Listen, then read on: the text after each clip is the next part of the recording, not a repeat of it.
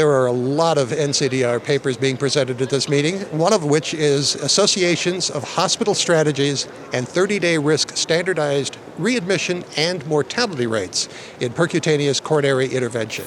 And to do so, I am talking with Dr. Jeptha Curtis, who is an MD and an Associate Professor of Medicine at Yale, and Dr. Karl Minges, who is a MPH and a PhD candidate. That's coming up. Probably by the time we get this edited, you'll have your PhD, Research Associate at Yale University in New Haven. Why did you do this study? Let's start off with that one. Pretty easy. Well, there are a lot of reasons, but as a group of interventional cardiologists, we're always trying to improve the outcomes of the patients. And simultaneously, there's a lot of interest in public reporting of patient outcomes following percutaneous coronary intervention, or PCI, such that it's actually being talked about being included in the value-based purchasing and public reporting programs for both the ACC and the Centers for Medicare and Medicaid Services. So, identifying strategies that will allow hospitals to improve patient outcomes is really of the paramount importance. So this is NCDR analysis. How many patients did you look at for this?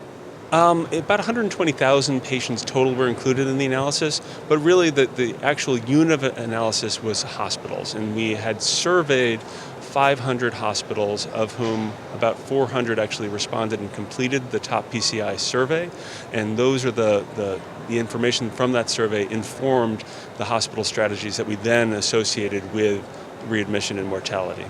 So what did you learn? A lot. I think the first key message is actually that hospitals vary tremendously in terms of the strategies that they employ in the care of PCI patients. We all like to think that all hospitals act in the same way. What our findings from the survey result would demonstrate is that hospitals are actually doing a lot of things differently. The other key finding, or one key finding that we found, is that actually a lot of hospitals aren't doing very much with their NCDR data, and this was a real surprise to me. So that of the 400 hospitals that we surveyed, actually 15% of them said that they hadn't used the NCDR data to inform even one quality improvement project. And to me, that's really not a good return on investment. So I think there's some work that we can do to how better engage those sites that really aren't getting any return on all the work that they're doing to submit the data. And to that point, for the readmission results, regular review of the NCDR cath-PCI data was actually, by cardiology leadership, was actually related to reduction in readmission rates. So it speaks to the point of the value of NCDR data. I know at one point I was talking to an interventionalist who was saying that his hospital was getting the data, but were not sharing it with the interventionalists.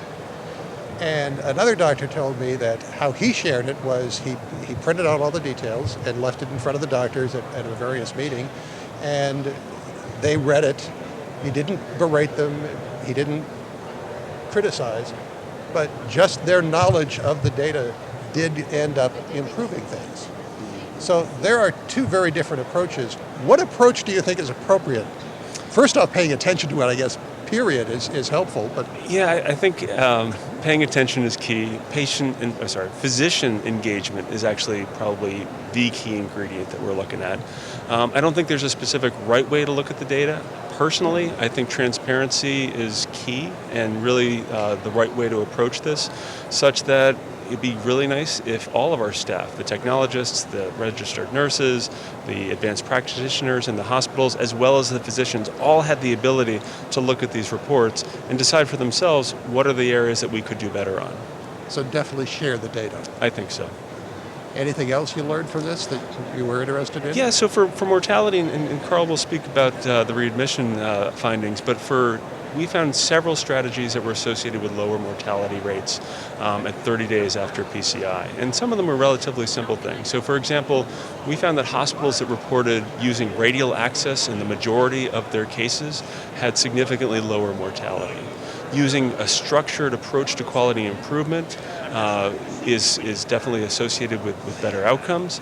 And there are a number of relatively readily implementable strategies that we identified that seemingly could benefit patient outcomes and really improve mortality. Let's talk about the readmission rates, because that's one of the things obviously in the title of the presentation. Right. What did you find? So in addition to the regular review of the NCDR cath-PCI registry data by cardiovascular leadership teams, We also found that the ability to retain and reward high quality staff was actually associated with reductions in readmission, as well as, and that was the same finding with the mortality results as well. It was the one finding that crossed both readmission and mortality, was the ability to reward and retain high quality staff.